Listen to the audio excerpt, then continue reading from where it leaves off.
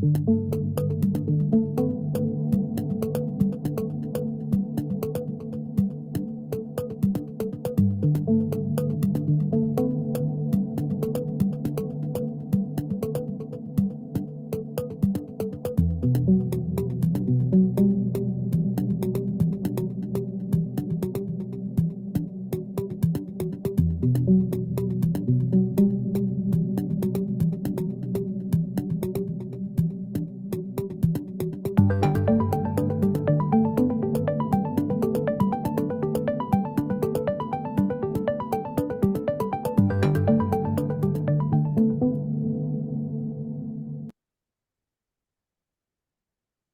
morning from Lille and welcome to the welcome webinar to welcome 7 new countries joining the Interreg Europe.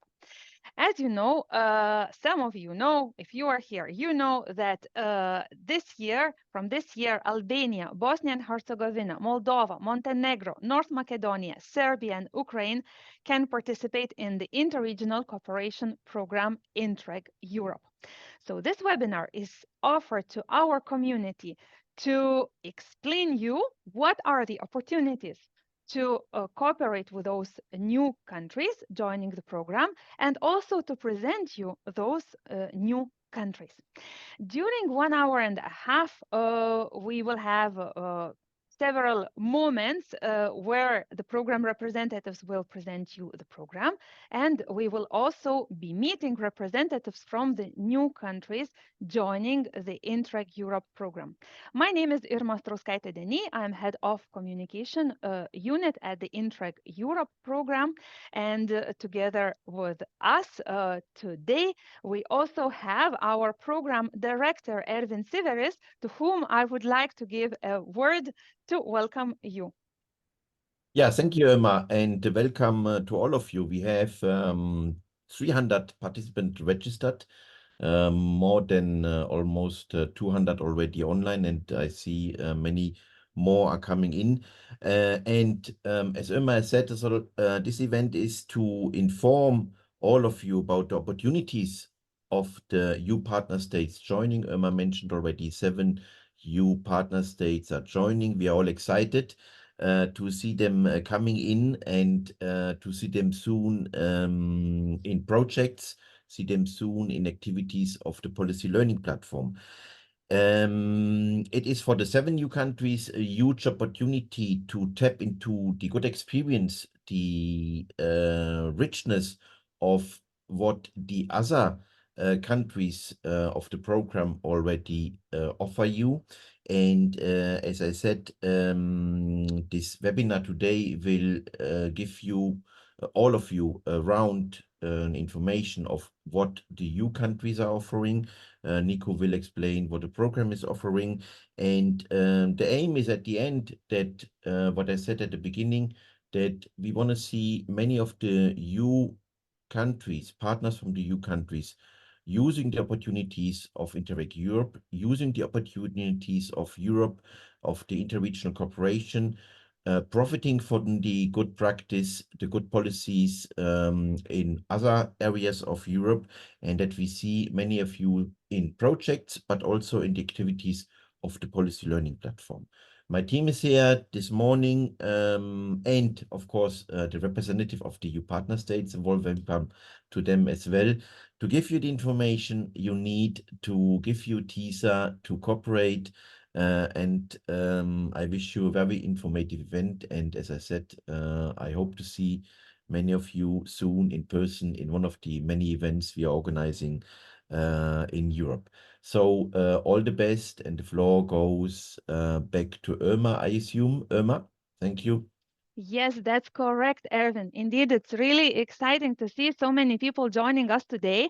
And thank you to the ones who already found, first of all, our chat and are writing hello to everyone and telling from where they are from.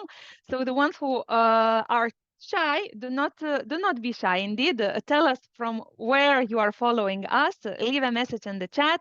Also, we will be following that, and there are colleagues from our team who will answer the questions in case you have them, so you can post them in the chat.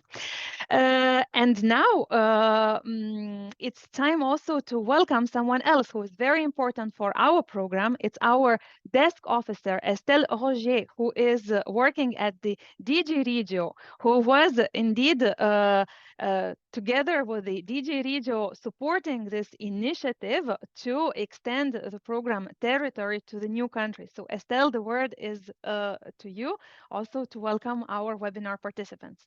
Yeah, thanks a lot, Irma, and good morning, everyone.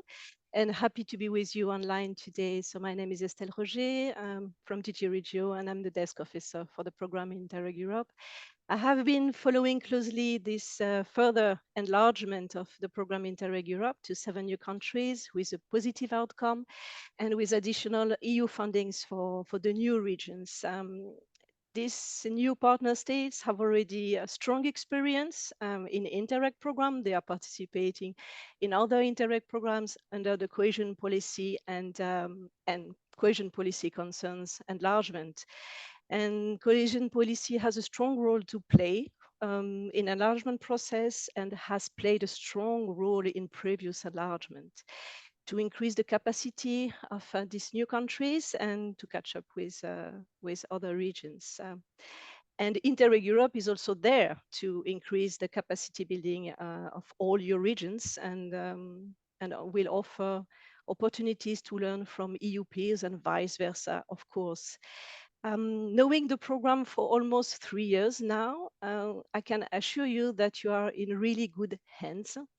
And looking forward to meeting you in Antwerp in a couple of weeks to meet you all on site. Thanks a lot. Back to you, Irma. Thank you very much, Estelle. And thank you also to all our active participants who are actively sharing in the chat where they are coming from and also saying hello to everyone.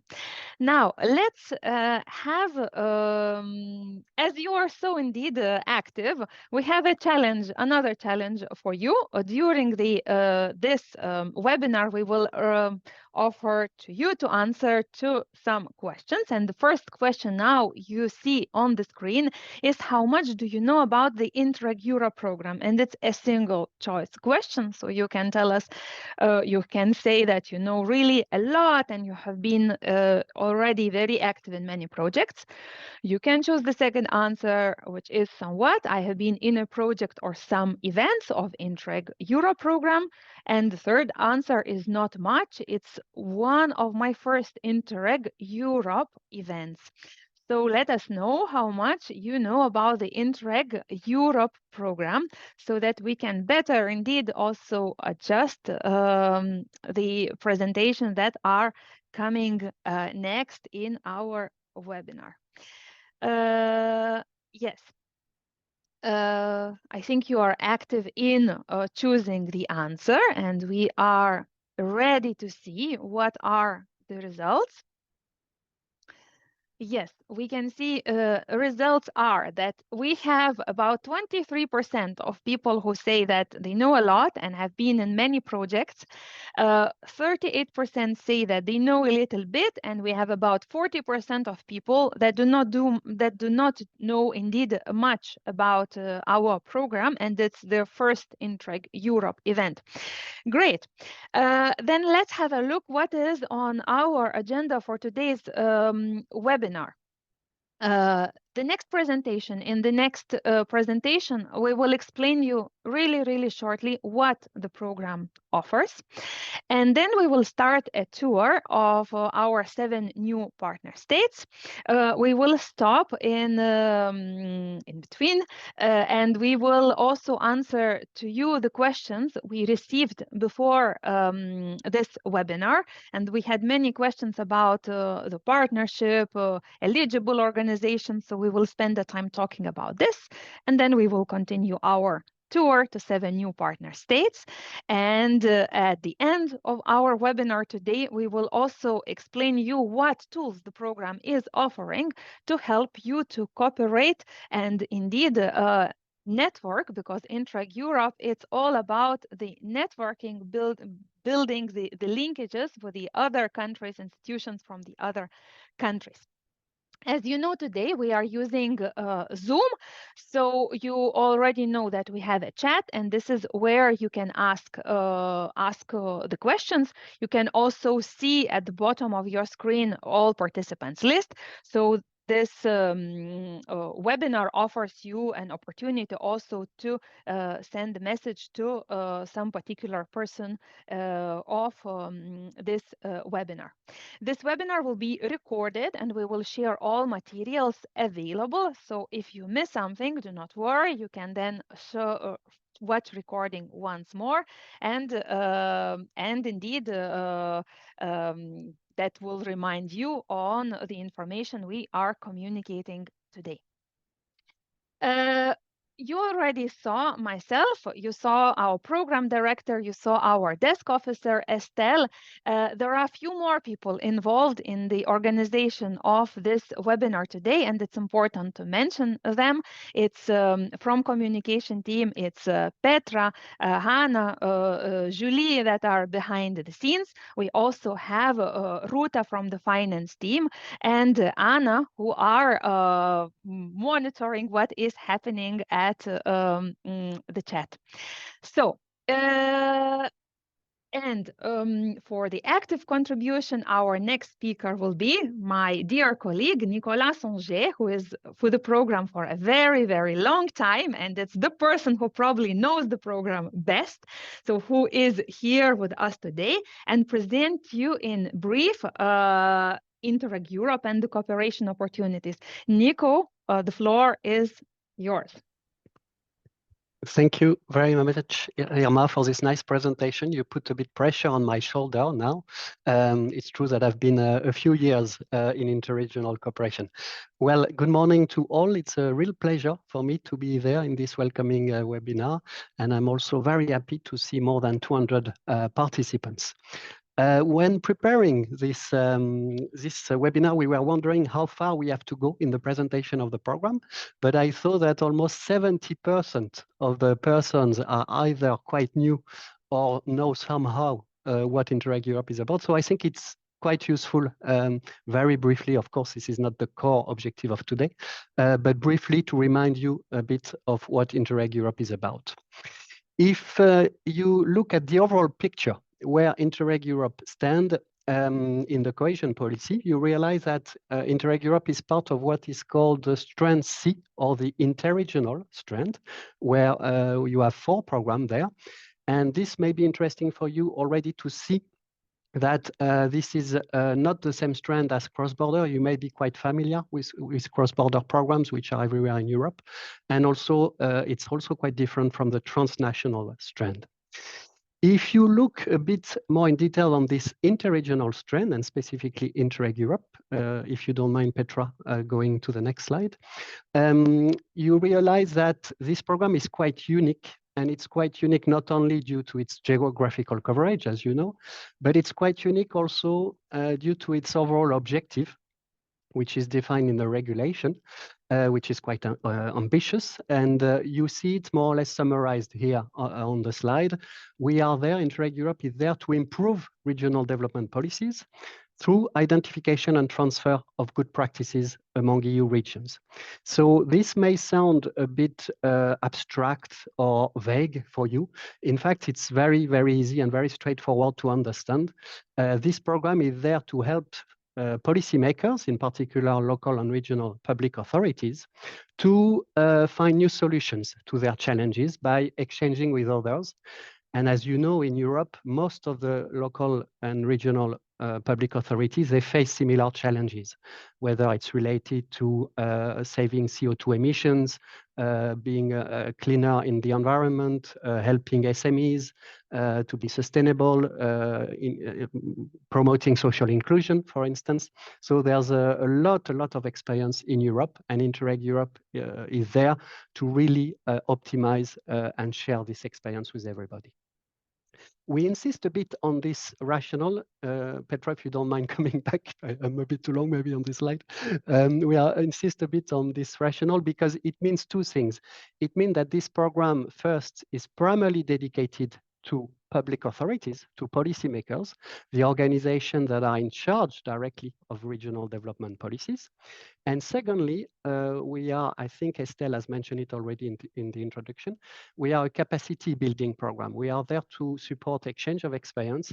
It's not about investment. It's not about supporting research. And all this makes this program quite different from cross-border and transnational cooperation, the other forms of cooperation you will find in Interreg. If we go to the scope now of the program, you see that we have a very broad eligible area, and today we are particularly there for welcoming our new 7 countries, 7 new partner states from the Western Balkan and also from Moldova and Ukraine. And this is, of course, an attractive feature because there's almost no border in the cooperation you can propose in this program. But a second very attractive feature is also related to the topics coverage, because with this new period now, 21-27, it's not new now anymore, but we are covering almost all topics of regional development, thanks to, we have one single priority on capacity building.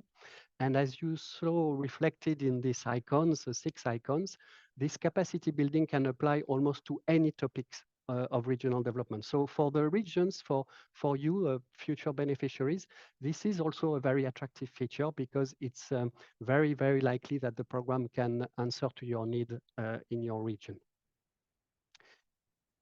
How do we try to achieve this very ambitious objective? We do this through 2 main actions, the projects, of course, like in any other Interreg programs, but also through a more innovative initiative, which is called the Policy Learning Platform. If we start with the projects, the best way to define a project, it's a limited number of regions that work together on a shared regional development issue. They all want to see how you foster, for instance, public transport, the use of public transport in the cities or in the regions. How do you do it yourself? How do I do myself in my regions?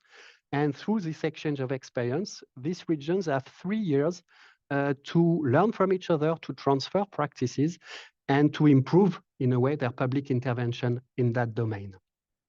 So you see, this is quite straightforward, but this is also a bit long because our project lasts 4 years. And in average, we have between 6 to 8 regions involved in our projects. What is perhaps more important for you on the next slide is to see what is coming in terms of opportunities for you in relation to the projects. The first and perhaps the most important one will be this year. 2003 is very important because we will launch very soon the 3rd call for proposal. In less than 1 month now in Antwerp, we will be launching the 3rd call. And the submission date will be early June, on the 7th of June. Why we are insisting on this 3rd call? Because looking at how the program was implemented so far, we have organized already 2 calls for proposal. The program has been quite popular so far, quite successful, and we have already 150 projects running in this program, meaning that it is likely that the 3rd call will be maybe the last open opportunity for all of you to be involved in projects. We will see what's going to happen, of course, at the end of this 3rd call. But it's likely that if we have enough funds remaining for a 4th call, it may be rather a restricted call because the money may be limited from 2025. So the main message from our side to you is if you're interested in projects, please be as quick as possible and try to be prepared for the 3rd call. And of course, all the normal requirements and normal rules apply to all partner states, including our new 7 partner states. There is another opportunities which may also be interesting for you, especially if you are from an existing project, from a first call or a second call project, is that we want this year also to give this opportunity to the running projects to work with these new partner states. And unfortunately for them, in a way, they were approved at a time where these new countries were not a member of our program. So we think for equal treatment, it's also important for them to have a chance to work with this new area and to involve partners from this new area. And for this, we will organize a restricted call with the exact same timing and the third call. So it's straightforward for everybody. It's 20th of March, the launch, and 7th of June, the submission. And we want this call to be as easy as possible, as straightforward as possible for you.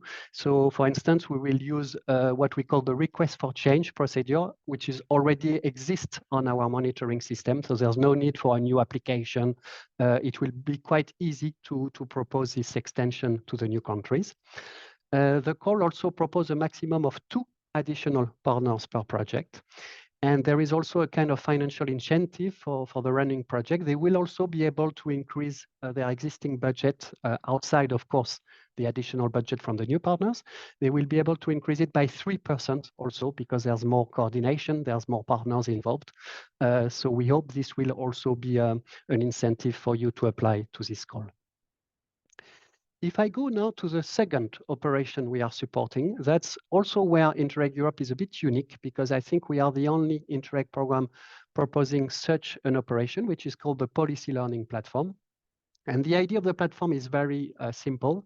Due to the program rationale, this idea of learning on existing practices in Europe, we realize that we cannot only remain at the level of the projects. The projects are very important. They are the source of the learning for us and of the knowledge, of the expertise.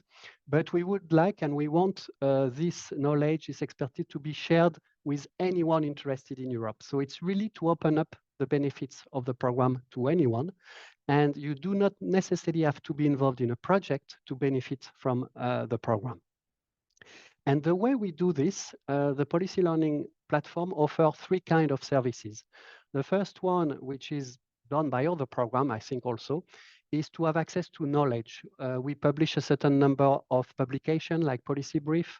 You will also have access to a good practice database. So already you can tap into a lot of existing experience that we gather through our website.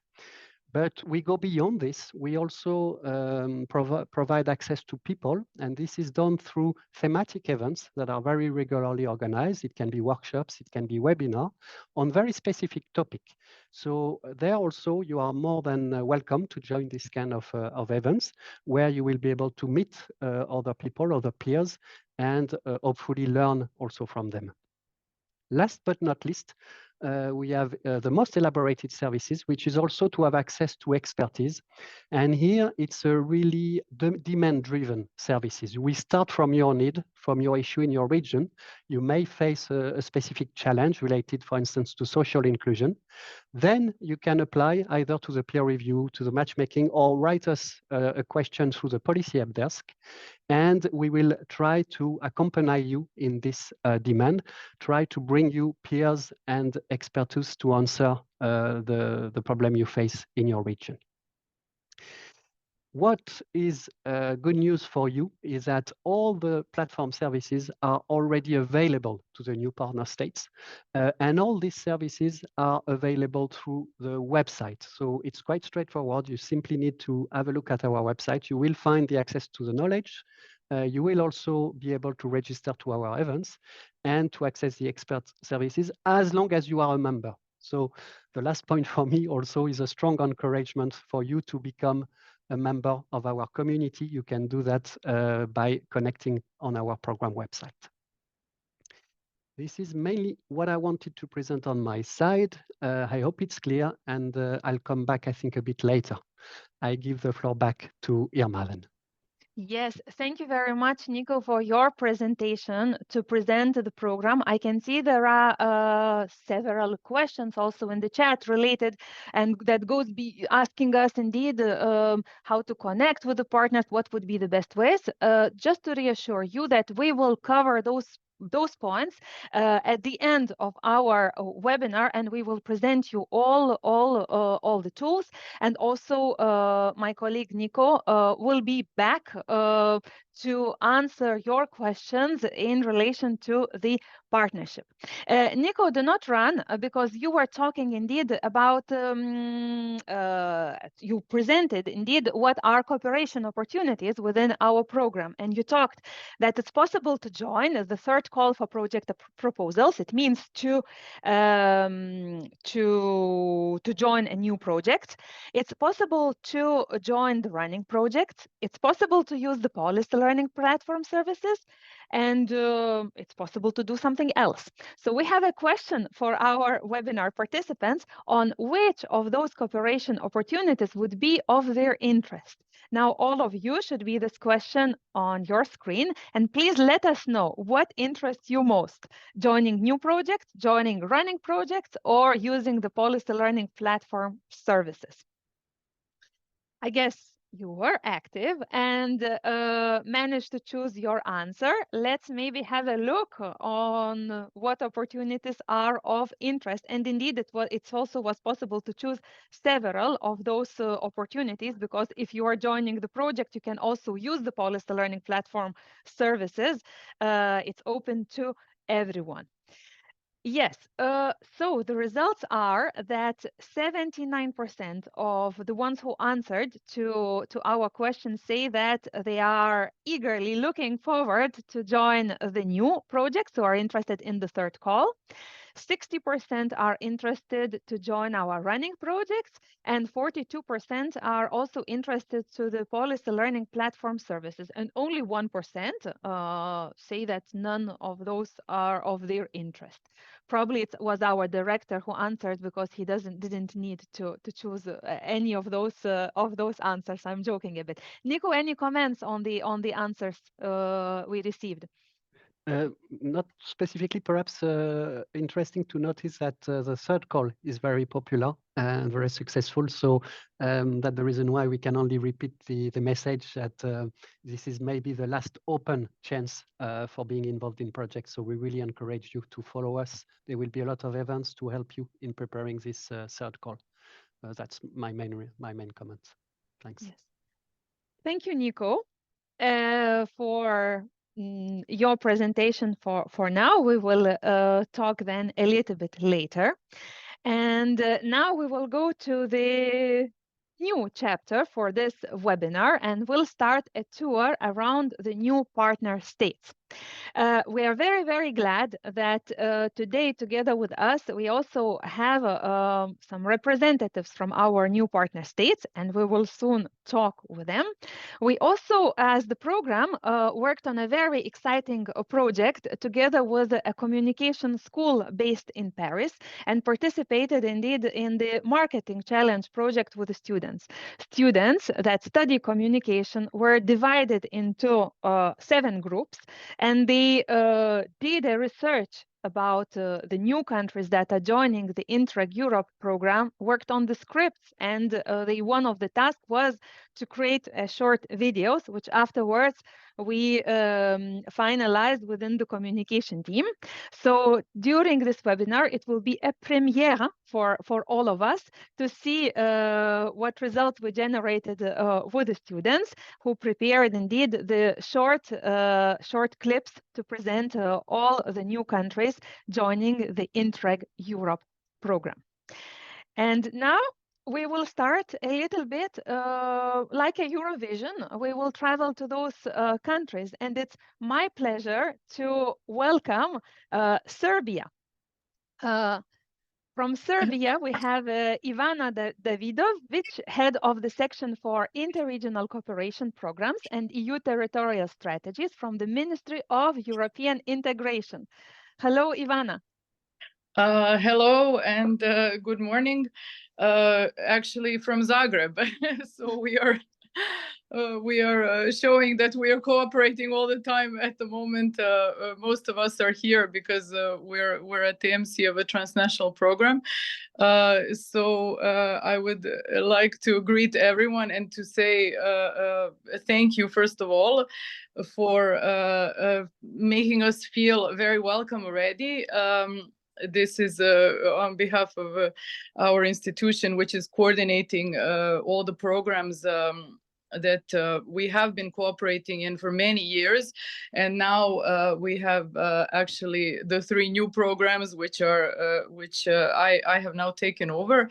And we are very excited actually to join these programs because the experience that we have is now actually expanding, and we are enriching the possibilities for cooperation now at pan-European level, because we have seen the benefits of cooperation through the CBC programs and transnational, and our institutions have the capacity in terms of administration, which is sometimes complex for our Interreg projects.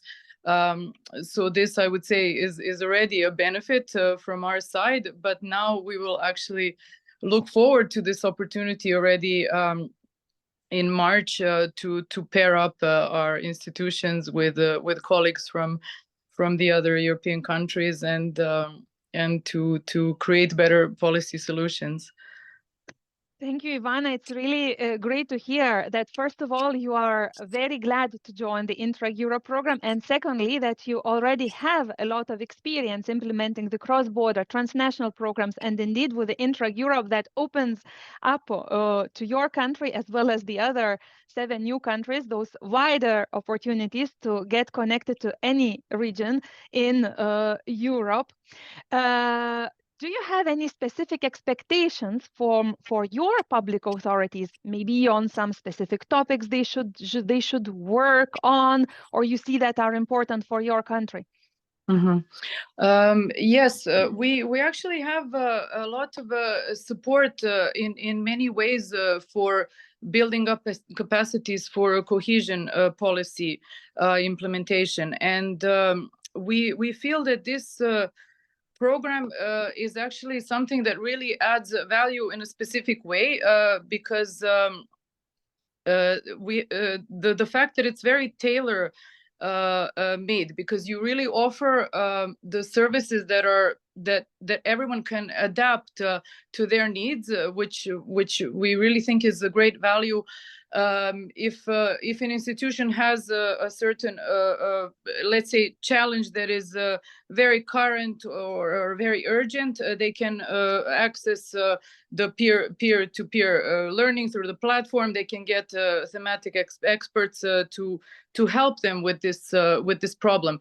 Or if it's something that they really want to work more long term and to discuss with the colleagues and get let's say expand their vision in a way and exchange the experiences, then it's something more long term and they can join a project. So this is very important, and we've been changing our laws, and of course there are needs for improvement of public services coming from the bottom, and our institutions are responding, and we think it's really valuable to get the good practices that already exist and to maybe shorten in a way the time and the effort that you would need, and to really enrich your thinking and use this opportunity to exchange the knowledge and in this way build capacity.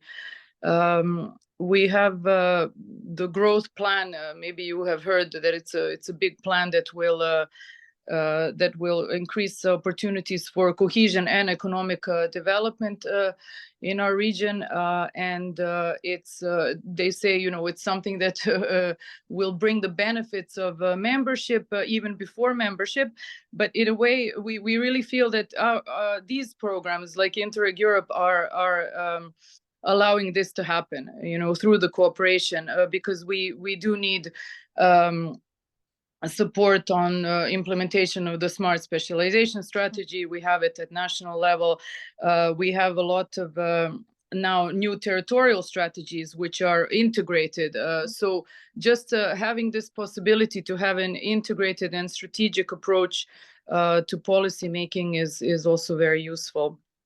It's great to hear, Ivana, because exactly this is I think you very well reflected the sense of Interreg Europe program, that with Interreg Europe program we can help the countries to have a broader perspective to the specific topic. Ivana, as we are talking now about your country, there are also participants that are following this webinar from your country. So to the ones who are from Serbia, do not hesitate to say to mention your institution in the chat and say hello if you haven't done it yet. And before we go and watch the video to present your country, I would also like to ask you, you have chosen a very beautiful photo to present Serbia. Could you tell us more what this photo means and why you have chosen? Thank you. Yes, I was actually thinking whether we should choose Nikola Tesla, who is of course representing Serbia, but the whole world as well, or something that is also symbolic, which you see now, and it's our park in Belgrade, Kalemegdan fortress, which is really on the banks of the Danube and the Sava, where the two rivers meet, and it's somehow symbolic of our joining, I think, the bigger family of Interreg Europe. Yes. Thank you, Ivana, for choosing such a nice and symbolic photo. And thank you for your contribution. And I think now it's time we watch our video about Serbia. Thank you. Thank you.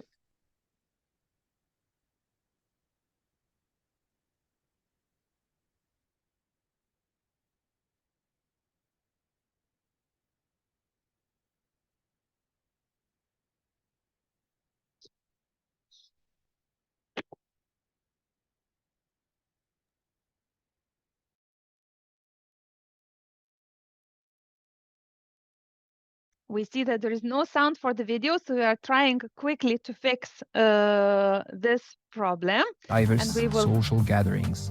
The country has rich culture heritage to share. Yes, so we will relaunch the video so that we fully enjoy the video about Serbia. Dobrodošle Srbijo. Serbia is a land of cultural richness and diverse experiences. The largest Western Balkan country, it has over 6.5 million inhabitants living in over 20 different districts. Let us take you on a brief journey throughout its major cities. In Belgrade, the epicenter and capital of Serbia, you can immerse yourself in the resounding beats of traditional music, witness age-old dances, and partake in diverse social gatherings. The country has rich cultural heritage to share. In Novi Sad, the Science and Technology Park provides the young with modern education and technologically advanced environments. The young and educated population is ready to contribute to their country's developments. Our next stop is Niš, the third largest city of Serbia. EU funds boosted the local healthcare system with a new clinical center there, and the city attracts global businesses leading in IT industry and innovation. Our expertise in these fields can be relevant in the projects. Our last stop is Kragujevac, a city known for its car industry. It is an emerging hub for startups, particularly within technology-driven sectors. Thanks to government initiatives, the city is fostering entrepreneurship in a flourishing ecosystem. Yet, there are still many existing challenges to tackle, such as the poor air quality due to coal mines or the lack of waste management systems. Serbia is ready to join in collaborative projects and benefit from the exchanges and unique experiences with regions from other corners of Europe. We greet Serbia as they embark on their journey with the Interreg Europe program.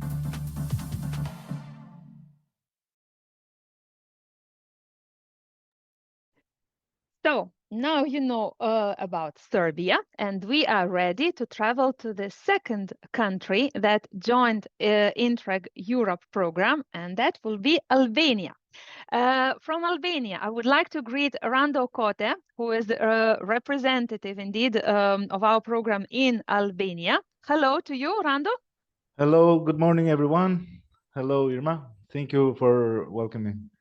Yes, how does it feel for Albania to join the Interreg Europe program? Well, it's a good feeling. Join and participating in such a big program where all the EU state countries are in, and also joining also other Western Balkan countries like Serbia, Bosnia, North Macedonia, and Montenegro, and also being part also with Ukraine and the Republic of Moldova. So it's a great feeling being hubbed in such a big program. Any specific expectations you would have or from participation in Interreg Europe? Well, I'm pleased also to represent here in this program Albania and to share our expectation regarding our engagement with Interreg Europe, as well as our readiness to collaborate with fellow participating states. Let me introduce a bit shortly that Albania participates in different Interreg programs like Euromed, IPA Adrian, and recently URBACT program that is interregional level. Also, we are part of the cross-border cooperation programs, which we have with Montenegro, with Kosovo, with North Macedonia, one with Greece, and we have a trilateral one, which is with Italy, Montenegro, and Albania program. So our experience is in Interreg's and IPA programs is a bit vast, and we are looking forward to see as the new program as a pivotal instrument for fostering regional cooperation and addressing shared challenges that we have. As we continue to our journey towards EU accession, we recognize that the importance of aligning our policies and practices with European standards. It's a key value to have also this program. Interreg Europe offers a valuable platform for exchanging knowledge and also best practices and innovative approach that will contribute to our efforts to meet EU requirements and enhance our overall development trajectory. So our expectations from Interreg Europe are grounded in the belief that collaborative initiative and cross-border cooperation are essential for driving sustainable growth and prosperity. We look forward to leveraging the expertise and resources available through the program to tackle the key priorities, such as you already mentioned, and also Mrs. Singe mentioned that economic development, environmental protection, social cohesion, cultural heritage, and aligning all this experience to enhance our strategies that we have, to enhance our policy making in our country. Where Albania is actively participating and cooperating with Interreg Europe network and is ready to open his doors to everyone that wants to networking with new partners, and we are eager to represent them, and also we are eager to suggest them anyone who is interested to participate with us. We are very currently now we are at the since we have the opening of the negotiation process, we already passed in our legislations many strategies that tackles environmental, energy infrastructures, energy needs, we have cultural strategies that we are proceeding and foreseen up to the agenda 2030. So we are in a good way and in a good moment, in a good momentum that also this Interreg Europe will give us a good opportunity to align some of the experience and some of the needs and other perspectives to be as a EU country soon. Yes.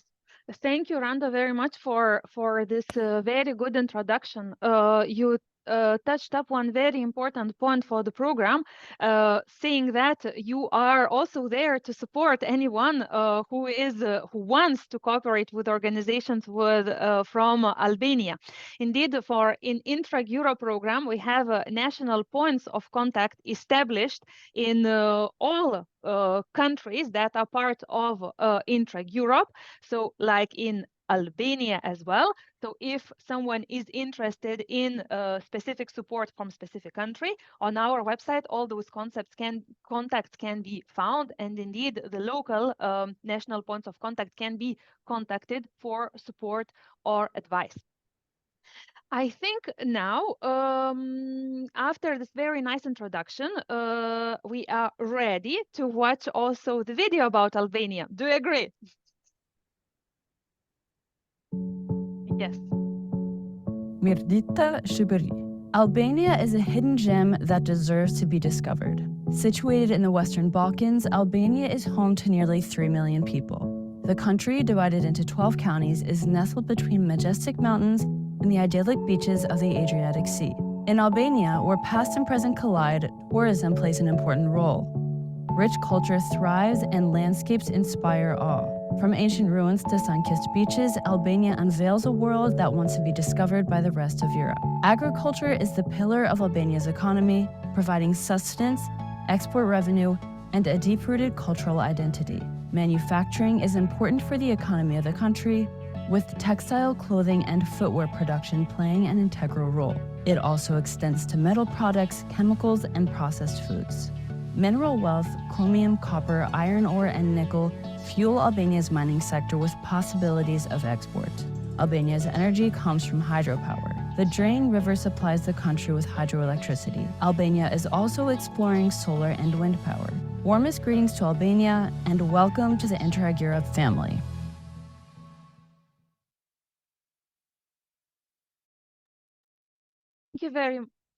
Thank you very much, Randa, for your contribution. I hope you also enjoyed watching the video about Albania.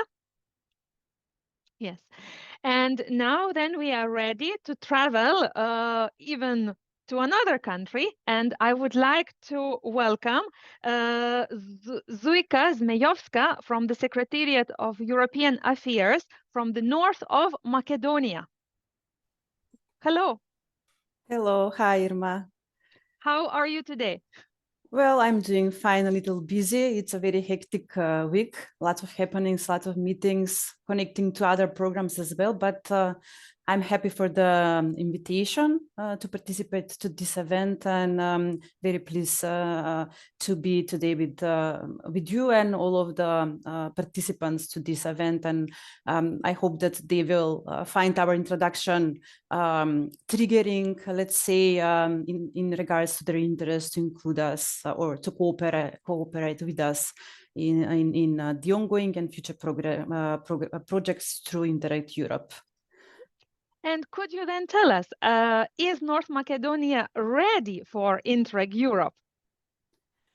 You know, I don't think that anyone can give you a straightforward answer to that question. We most certainly hope that we are ready, and we are doing everything in our capacity as national authority who will be responsible for who is actually already responsible for this program to promote it properly, to motivate potential beneficiaries and to engage them, let's say, to get involved. I must say that it is a bit overwhelming for us as a country and administration, because it's not only Interreg Europe, which we joined in 21-27 period. Rando, my colleague from Albania, already mentioned. But for us, we are a completely new country in 4 new programs. So it's quite challenging. We have joined in this period Interreg Europe, Urbact, Euromed, and NIPA Adrian. So as you can imagine, lots of work, let's say, for us. We have lots of activities already undertaken, but also ahead of us many other activities that are coming, in particular when it comes to implementing, let's say, of the projects who have already been approved, but also securing successful presentation of our project partners in all the calls that will be published until the end of all of the programs. In terms of the topics you would like your beneficiaries to work on, are there any wishes you would like to share with us today? Yeah. Well, the topics which Interreg Europe covers, let's say, are more or less covered. Maybe they are named differently, but mostly covered throughout all of the programs. Not only the territorial one, but also, let's say, those are the sectors and issues that are tackled by different EU mechanisms, and also the IPA mainstream program, let's say. So what we see now is a big influx, let's say, of different possibilities, which we need to streamline most in a best possible way. So to avoid overlapping, to be sure that we have proper coverage of all of the topics in which the reforms are ongoing, because as a negotiating country, we need to undertake many reforms. So I think that in the coming period, we will need maybe to put more attention on how to properly combine all of these mechanisms, programs, resources that we have at hand, and to use the most of them, if I may so. It's great because that Interreg Europe also, as the program, can support you in this process. The last question I have before we watch the video about your country, you have chosen a really beautiful photo to present your country. Could you tell us what is this photo and why it is special for you? Yeah, I was, I wasn't, there are so many beautiful places in North Macedonia, as in every other country, for sure. So the first association, I think, for most of the people when mentioning in North Macedonia is Ohrid, like Ohrid and, the surrounding, but I decided to go with something else, which most probably it's not so known among the wider public. The picture represents the monastery complex of Jovan Bigorski, it's called. It's a monastery in the western part of the country, in the scope of National Park Mavrovo. It's a beautiful establishment. The monastery has been established in early 11th century, and it entails many valuable icons and very beautiful wood carved piece. So I will invite anyone who plan to travel through the Balkans, through our countries, to try to find some time in the agenda and to visit the monastery. But also, even though it's a picture of a religious object, this monastery also, it's a cultural hub. So it's kind of a place where people from the region also meet through exhibitions, different concerts, etc.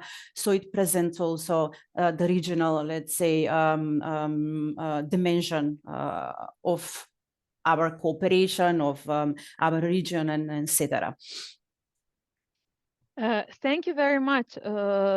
Zuika for this presentation and You're also welcome. explaining the photo. I see many hearts on the photo. Everyone seems is in love with this place and probably excited to see it in reality. Happy to see that. Yes. Yes, and now I think we can then watch the video you have chosen to present your country. May I just ask Yes. a quick question? Because I see in the chat already offers for cooperation from different, let's say, sites, and we cannot follow very close the chat. Is it possible to afterwards somehow seal off those, let's say, shared contacts, etc., which will be very beneficial for us for sure? Yes, it will be possible. We will follow up then on this with participants and on the contacts that were shared. Great. Yes. Greetings to everyone from Skopje.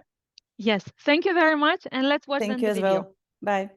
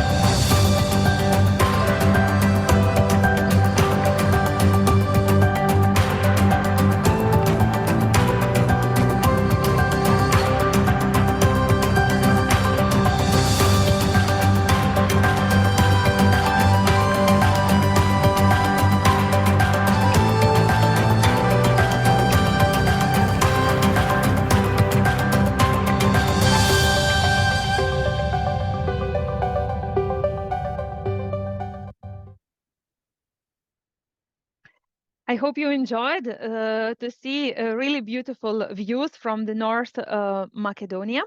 And now we will do a very short break. I will ask my colleague Nicolas Songet to be back with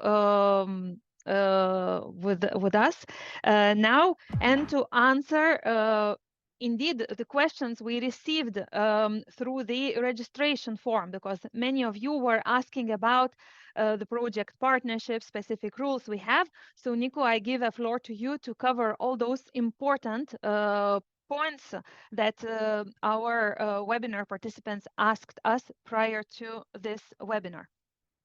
Yes, thank you very much, Irma. I'll do my best. I'm not sure I will be able to answer to all, but at least some of them I'll try to cover. This is just, as you said at the beginning, a compilation of the most frequently asked questions we receive in the GS. So we hope this could help you also in better understanding what Interreg Europe can do and the partnership requirement in this program. One of the main questions, of course, we have all the time is, am I eligible to come to this program? And in terms of status, who is eligible? You have the summary on the slide. It's, of course, public authorities. And public authorities are, in fact, the core target groups, as you understood from the presentation of the rationale a bit earlier this morning. But we have also the possibility for public law bodies or body governed by public law to apply. Usually, this can be, for instance, environment agency, regional development agencies in the regions. And we have also a last status, which is private non-profit bodies, where you can find in some countries, for instance, chambers of commerce are considered as private non-profit bodies, or cluster organizations. This organization can also be directly partners in the projects. If you go now to the next slide, this is, I think, a very important slide, because I saw from the question that this may help. Just for your information, in order to facilitate as much as possible the involvement of organizations from the 7 new countries, our partner states agreed last December to create a new kind of status for a new partner status, which is called the Discovery Partners. And what does it mean, this discovery partner? I was reading in the chat observer. It's a bit related to observer status in a way, but the main characteristic are the following. It's a lighter way of being involved in an Interreg Europe project, because this kind of partners would not need to address a specific policy instruments with all the requirements you have behind. Am I the policy responsible authority? How will I improve this policy instrument? So it's quite demanding. You would not need to have this. The main aim of this involvement would be to discover how interregional cooperation works, and to learn also from the other partners, obviously, and of course to bring your knowledge and expertise to the partnership. The member states still wanted to limit a bit this possibility, so it's a maximum of 2 per project. But anyway, as you know from the running project and the restricted call, 2 is anyway a maximum in the projects. So just that maybe I can answer to some of the questions I've seen in the chat. For the first call project, I saw many questions on this. It's true that the first call projects have been running for 1 year now. So it would be a bit strange to open the partnership to a full, complete new partners addressing a policy instrument. I understand it makes your life very complicated. However, for the first call project, it may make more sense to involve the discovery partner, because you can simply involve them from that moment in all the activities you're going to do. And this, again, will be a much lighter way to involve the partners. Because I also want to make clear, there was another question on this, there's no possibility to extend the duration of the project if you enlarge your partnership. So you would still have to stick to the 4 years are defined initially. However, for the second call project, which are just starting now or in a few months, I think this organization from the new country, they can come as normal partners also addressing policy instruments. There was a last question also in the chat on how can I find the partners. I think the program will provide a certain number of services. We will come back to this at the end. And you should not also hesitate to be in touch with a national point of contact who can also help you in this partner search. Another very important element in Interreg Europe is the geographical coverage. As you know, it's quite unique, this pan-European coverage. And for that reason, we have some requirements in the coverage of the project partnership. And the coverage is the following, is that the program has defined 5 different areas, and each project that is submitted to the program has to cover at the minimum 4 out of these 5 areas. This really ensures that the project goes beyond their regular cross-border or transnational area, and really match this requirement to be pan-European, to mix different experiences, different horizons in the same project. That's what I wanted to say for the geographical coverage. Very important question, of course, is the funding. At the end of the day, this is essential. And the rates are quite attractive in Interreg Europe, because it's 80% Interreg fund for public bodies or body governed by public law from, of course, the EU and the 7 candidate countries. But it's a bit lower also because it's less among the core target group for us. It's 70% co-financing rates for private non-profit organizations that I've described a bit earlier, again in EU and 7 candidate countries. There is a specific arrangement with Norway. It's a 50% co-financing from the Norwegian funds. And for Swiss funds, it's managed at national and canton level. So the easiest would be to contact directly the Swiss national point of contact if you're interested to involve in the third call, of course, a Swiss partner. This is what unfortunately, there's no advance payment. Also, I want to make this clear in this program. Thank you very much, Nico, for explaining us the main rules about Interreg Europe program, partnership, geographical coverage, and also providing information about the project co-financing rates. At the end of this webinar, we will talk more indeed, because it's not the only opportunity for all of you to meet the Interreg Europe program representatives. And in case you have questions, there will be other opportunities to join our events to address your questions and to get a clarification on that. Thank you very much for now, Nico. We will be traveling. We will continue indeed our traveling program, and the next country we are visiting or traveling to is Moldova.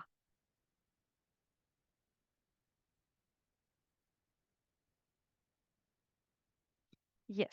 So soon we will launch a video about Moldova, and afterwards we will continue our trip to another 3 countries that are left on the list: to Ukraine, Bosnia and Herzegovina, and Montenegro. And we are just waiting now to launch the video about Moldova.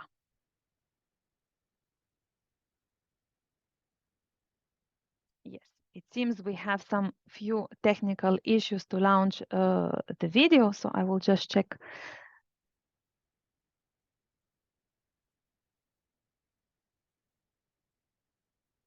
Yes. Yes, we are checking to launch the video for Moldova. Yes. There is just no sound.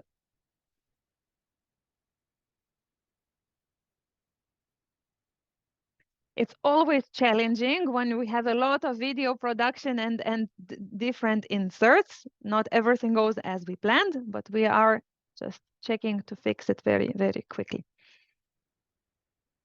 In the meantime, if we have countries from participants from Moldova, do not hesitate to post information about your organization in the chat. Also, you can tell us what project partners you are looking, or it would be of use this information for other webinar participants.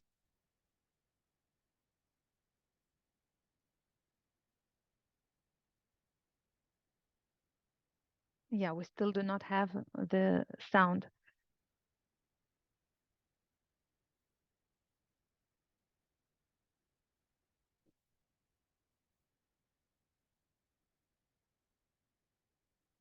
Yes. Okay. I'm just checking with my colleagues if we should maybe then. Perfect. The sound is here. Bună ziua, Moldova. Moldova is an Eastern European country rich in history with vibrant culture and breathtaking landscapes. Its 2 principal rivers, Danube and Dniester, empty to the Black Sea. It is a country of 2.5 million people living in 32 districts. Moldova's highly fertile lands, basking in the sun 300 days per year, produce some of the best wines in Europe. Moldova is the 21st largest exporter of wine in the world, and the wine industry is one of its major economic sectors. Moldova also aims at leveraging its highly educated and skilled workforce to embrace digital transformation. With close focus on ICT and tech startups, the country offers fertile ground not only for agriculture, but also for innovation and growth. Amidst these opportunities lie challenges that demand strategic collaboration and collective action. Among them, the transition from energy dependence on fossil fuels or restoration of damaged natural heritage due to intensive farming. Moldova seeks inspiration from other parts of Europe and looks for cooperation and enduring partnerships that can help the country unlock its full potential for regional development. The Interreg Europe program is thrilled to have Moldova on board.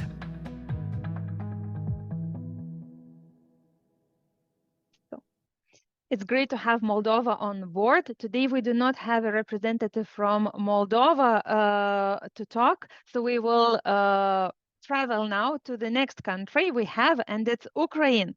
Welcome, Ukraine. Welcome, Yana Romaniuk, who is the representative Secretariat of Cabinet of Ministers of Ukraine. Hello. Hello, Irma.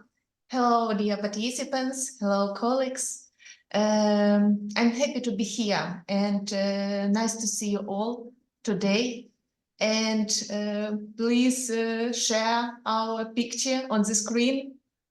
We are ready to share. Yes, we are ready to share a beautiful picture you have chosen, Yana, and we can see already many hearts flying to you to welcome indeed Ukraine and you joining our program. Thank you. Firstly, I want to say a few words about Ukraine and about this picture. On the screen, you can see a beautiful picture that is the historical base of the Ukrainian flag.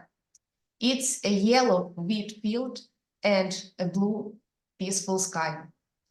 It's our symbol, our soul, and it's our dream. Sadly, we will soon count 2 years since Russia has launched full-scale invasion of Ukraine.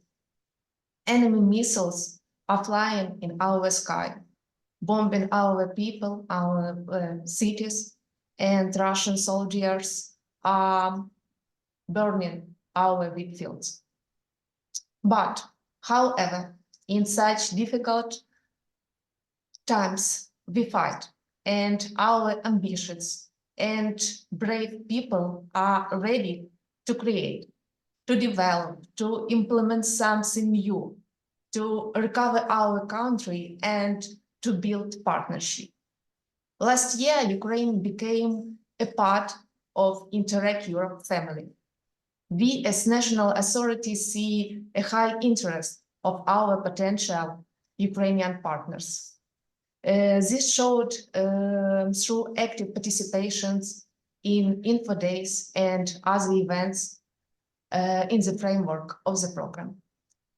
And I want to say that Ukraine is open for cooperation, and I deeply convinced that our cooperation will be fruitful and mutual beneficial for all countries. And we, as national authority, will support our potential partners in the preparing efficient project in the framework of the program. Yana, thank you very much for this presentation and really symbolic, I would say, photo you have chosen. Many hearts, many applause are sent to you from our participants, and I also want to share. And we totally agree. I think we believe in Ukraine, and we also hope that this blue sky, the peaceful sky, will be soon the reality you were talking about. Yes.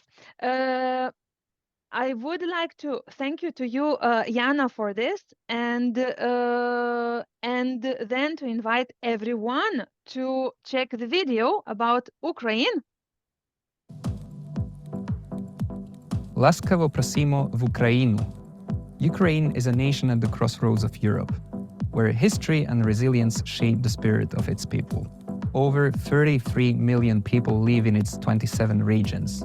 Ukraine is known as the breadbasket of Europe. Output of its fertile lands make the country one of the world's largest agricultural producers. Ukraine has extensive natural resources not only for agriculture, but used to have a thriving tourism industry, with mountain ranges for hiking, fishing, the Black Sea coastline for summer activities, numerous natural reserves, and cultural heritage sites. Ukraine has a vibrant technology sector both in military and non-military domains, offering enhanced communication and connectivity. Ukraine has made great progress in the health sector and developed an effective rehabilitation system for those affected by the ongoing conflict with Russia. Citizen involvement is at the heart of decision-making under the current critical circumstances. Volunteer movements and a collective spirit drive Ukrainians to work together for the benefit of their communities. Ukraine is ready to cooperate with the rest of Europe to implement water recycling systems, improve waste management, and move toward energy efficiency, reducing the carbon footprint. Interreg Europe can support Ukraine in local development and facilitating good governance practices. Ukraine is ready to build a sustainable future together with the rest of Europe. Let's work hand in hand leveraging each other's strengths for a prosperous tomorrow. Welcome on board, Ukraine. We're delighted to have you join the Interreg Europe program.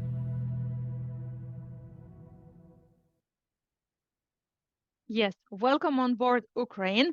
And the next country we will travel now to will be Bosnia and Herzegovina. And I would like to invite you all to watch the video about this beautiful country. Dobrodošla, Bosna and Herzegovina. Officially a candidate for EU accession since December 2022, Bosnia and Herzegovina is a Western Balkan country with over 3.5 million people living in two entities divided into cantons. The country is full of natural resources and centuries-old traditions inherited from Slavic, Ottoman, and Austro-Hungarian ancestors. From the capital Sarajevo, which hosted the 1984 Winter Olympics, to Mostar, with its historic mosques and bridges, the tourism industry builds upon the richness of this country and its population. All Europeans are invited to explore the country's numerous natural wonders, discover the traditions that brought different ethnic groups together, and enjoy the tasteful Bosnian cuisine. Bosnia and Herzegovina is transiting towards a market economy. The country is open to new cooperations and investments, especially in the IT and manufacturing sectors. Bosnia and Herzegovina is ready to address multiple regional development challenges, from governance to infrastructure improvements, disaster and risk prevention. The country seeks to harness the power of interregional cooperation and get inspiration to drive its sustainable development according to EU standards and towards greater prosperity. Bosnia and Herzegovina, it is great to have you on board at Interreg Europe. Yes, great to have on board Bosnia and Herzegovina on board at Interreg Europe program. And now it's time to move to the last of the 7 countries that are joining the Interreg Europe program, and that's Montenegro. And I would like to welcome a representative from Montenegro, Jasna Bulatovic from the Ministry of European Affairs. Hello, Jasna. Hello, can you hear me? Yes, we can hear you very well. We are really glad you are with us You today. fix the camera in the meantime, so I can now even visually introduce myself. Great. Jasna, could you tell us what does Montenegro expect from cooperation with the rest of Europe via the Interreg Europe program? Okay, first of all, thank you for having us. First of all, thank you for having us at this event and then having us in the program. We really much appreciate the organization of this event, where we can start interacting with the Interreg Europe community, even though we are not physically present. And it is very important for us to be part of this community and to get this opportunity to implement interregional projects alongside European institutions. It is very important for our EU accession path. And also it is very important to have the access to your platform, policy learning platform, which is actually a direct source of expertise. So thank you for that. Could you tell us, Jasna, how your program is involved in other Interreg programs? We know you have a lot of experience. Yes. Having in mind that we have been participating in Interreg programs since 2007, so throughout 2 EPA perspectives, 2007, 2013, 2014, 2020. So we can say now that we have a very good absorption rate in Interreg programs, that we have gained relevant experience, and it is very important that even our institutions and policymakers have also built their capacities throughout this period. So we think that they now can contribute equally to these projects. And how does it feel for you? You mentioned the policy learning platform and the resources you are eager to explore, because it's true. It's a lot of resources we generated from the projects, the good practices, the policy briefs that are available to everyone.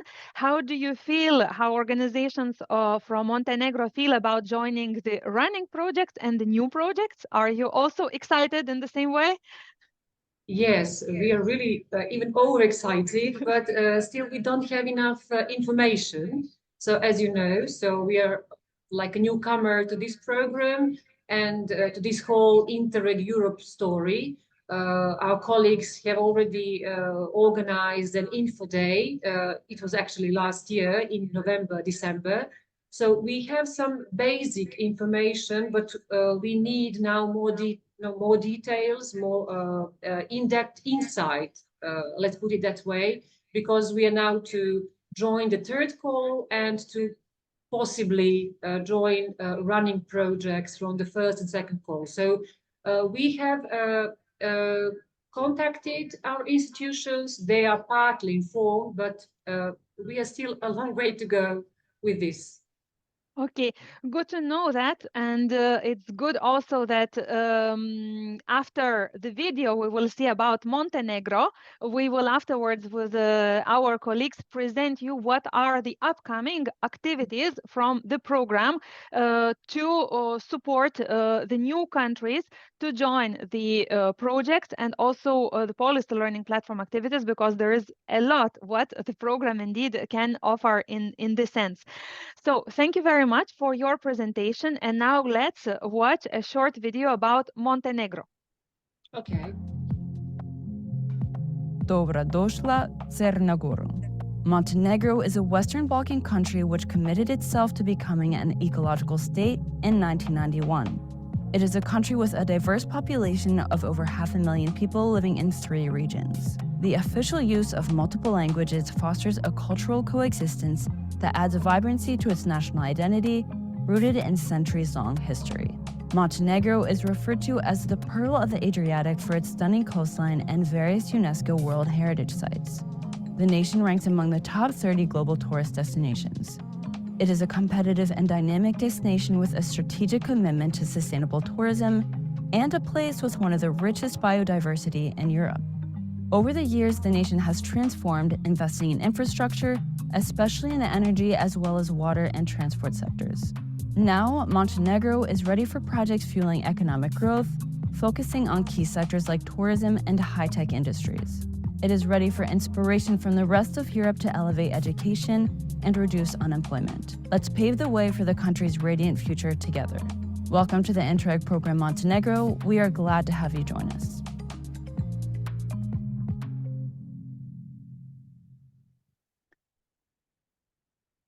With this nice video about Montenegro, we are finishing our tour to 7 new countries that joined Interreg Europe program. We promised you also to talk about the steps to start the cooperating, and also to talk about the tools and the other support we are providing as the program. And for this, I would like to invite my colleague, Julie, to give a short presentation and to present you what additional support you can get from the program. Yes. Julie. Thank you, Irma, for inviting me to give a short presentation. Yes, so there's 4 things that you can do to start cooperating. The first thing, the most important thing, is to join our Interreg Europe community. And because this unlocks all the benefits that the program has to offer. The majority of you will probably have already done this to join the community because you've registered to come to this event. But this means that now you can go through the website and contact other members of the community to start chatting, look at their profiles, see if they have the similar interests as you. You can also start submitting good practices that you've identified. You don't need to be in a project to do that. You can go ahead and do that already. By being a member of the community, you can apply for a project. You can also go and access all the policy learning platform services like the peer review and the matchmaking. Obviously, you can join events like you did today. And you can also start bookmarking content. So from the knowledge that we publish, so all the peer reviews, the good practices, all the articles that we write, you can bookmark these and save them in your community space, in your personal space. And so you can always refer to them as time goes by. And yes, and of course, receive all the expert advice that the Policy Learning Platform has to offer. If you're part of a new country and you register, your profile will have this new little tag on it called New Country, and this makes you stand out from the rest of the crowd and makes you easier to find, so our projects can find you more quickly, and it just makes you feel welcome, part of our new community. So the second step, the second tool is expressing interest in joining running projects. So this is an online campaign that we have started. We launched it a few months ago. The campaign will be open until June 2024. It's a specific campaign that's aimed at all our running projects, and also the eligible beneficiaries from the 7 countries. And the point of this is to match these two groups together via this online campaign. So you register to the campaign. Once you've registered, then you can either find projects that are open to cooperation. These will have little tags called that say open to new countries. Also in the campaign, there are networking tables where projects that have told us that they're interested in and that they're interested in networking with new countries. So we put them there, and if you can have a look at them. If they interest you, you log into your community space and you click that you're interested, and then the project can contact you because they will be made aware of your interest. If you're a new country and you want to either be contacted by a project or be contacted by other members of the community, you can also join this campaign, and on the networking tables, submit your profile. So just tell us a little bit about your organization. What do you guys do? What are you interested in? What do you want to cooperate on? And then we've grouped the different countries into alphabetical order to make things a little bit easier to find. And once your profile is on the table, again, other people can see that. They can mark that they're interested in this, and you will get an email to say, oh, someone has said they're interested in your profile, and then you can get in touch with them. As we already said, your profile will also have this little new tag on it called New Country. This makes you stand out from the crowd, and hopefully people will reach out to you that way. So next slide. And then the third very important thing that you can do to start networking is to come to our events like you did today. We have quite a few of them. The first one is obviously the launch of our third call in Antwerp on the 20th and 21st of March 2024. There's still space to register online. So the in-person event is full, but you can still register online. If you are from one of our new countries and you would want to come in person in Antwerp, let us know in the registration and we'll see what we can do for you. Then the next event after that is to focus on the restricted call that my colleague Nico spoke about earlier today. So that will be on the 9th of April between 10 and 12. So save the date. During that event, we will have a Q&A specifically on the restricted call, and you'll be able to start networking between new countries and Interreg Europe approved projects. So we will open that registration in March, so don't forget to mark that in your calendar, and we hope to see you there. We also have another series of events. We have information events that give information about the program. These are generally organized by your national or regional representatives. They can be online or in person. We call them information days. Usually at these information days, you'll have someone from the program there to answer some of your questions. If you go to the link my colleague will share in the chat, you'll see a list of all those events, and you can see if there's one in your country. And then we also will have a full week on how to do project development. So that all this will be online. So during that week, you'll learn more about how to develop your project proposals. So how to build a successful partnership, how to design your project methodology, more about management, budget and finances, and of course, communication, very important. And that week will be between the 15th and the 18th of April. So do mark that week down. Of course, everything will be recorded. So if you can't attend every day, then you'll be able to go back and watch those recordings, and this will help you develop your project proposal. And then, of course, we always have thematic or policy learning events that you can attend. We have two upcoming in March, one on smart energy management and the other one on an entrepreneur university. These are organized by our policy learning platform. These are free for anyone to register and join. So if have a look at our events, if the topic interests you, then please do join. We'd love to have you with us. So those are basically the events. And then the final way to cooperate with us, to start cooperating, is of course to sign up to our newsletter, because this is the best way to get our monthly updates, to stay on top of what we're doing.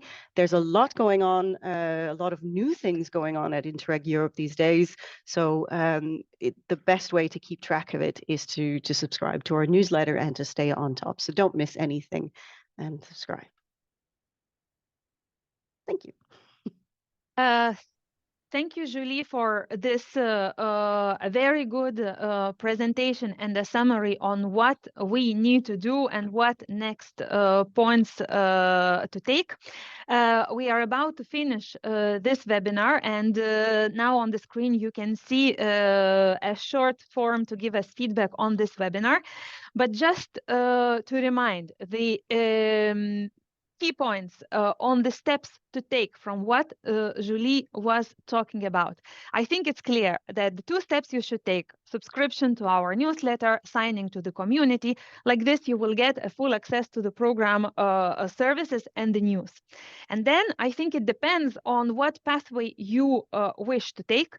If you are eager to join our running projects, one of the running projects, then the place it's a must to check for you would be this dedicated space on our website where our projects are expressing the willingness to take the new partners on board, and where you also can share your ideas on which projects you want, what type of activities you want to cooperate. And if this is the pathway you are taking, the event not to miss is on the 9th of April, where we will be indeed matching the both parties, and will go into details to answer all the questions related to joining approved projects.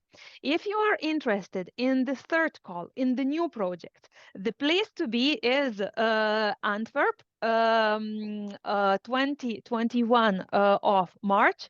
If you can't make to it, the program made efforts to web stream the plenary session. So by joining online, you will get an impressions indeed on what is happening and how we present the call.